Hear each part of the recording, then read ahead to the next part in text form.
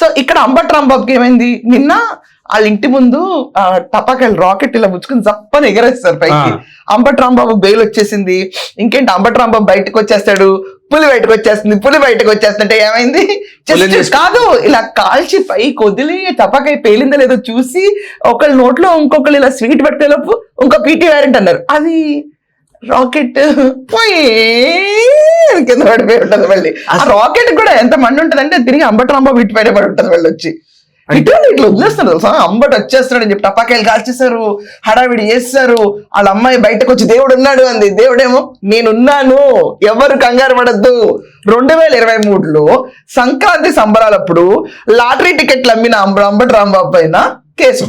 అతను అప్పుడు ఎమ్మెల్యేగా సత్తెనపల్లికి ఉంటే లాటరీ టికెట్లు అనుకునేవాడంటే అంబటి రాంబాబు.